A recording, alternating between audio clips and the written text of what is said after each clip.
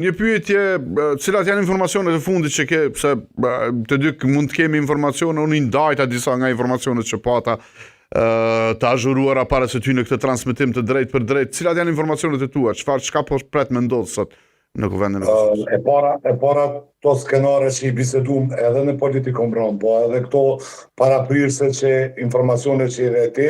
janë të ngjashme. Kaç mund të kemi nga informacionet, diçka më shumë nga kjo mund pritet informacionet që kam, natyrisht. Këto mund të rinë në spekulime, po informacionet që i kam është që mund presim edhe pasi supozimi është që janë borë numrat, po ka komplikime në relacion me Duda Balen, dhe në relacion jo vetëm me Duda Balen, por edhe me një tërheqje të fundit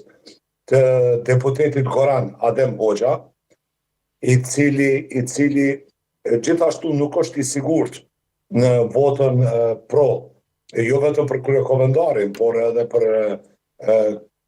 kabinetin e ashme, për qeverinë e ashme, nuk ka konfirmim tutje për votën e deputetit përfaqësuesit komunitetit Goran, apo të Partisë Unike Goran e zotit Hoxha.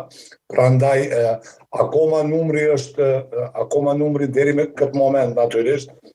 nuk ka ujti përveç komplikimit në relacion me Emilia Rexhepi, por më shumë me Rasim Demirin, për sa i përket Duda Balës, ka bisedime natyrisht dytësore. Pasi zoti Kurti këto momente është në zonë me grupi parlamentar, natyrisht dy nga këshilltarët e tij janë në bisedime momentale me zonën Duda Balë, këtu afër ndërtesës së qeverisë, duke biseduar për modalitetet e fundit si të bëhet që zonja Balë të akomodohet qoftë edhe në pozicion zëvendës ministror, nëse kishim mujt të themi ashtu, përjashtimisht nga marrëveshja paraprak e mbrëm. Kështu që gjithçka Arben është sikur që ishte mbrëm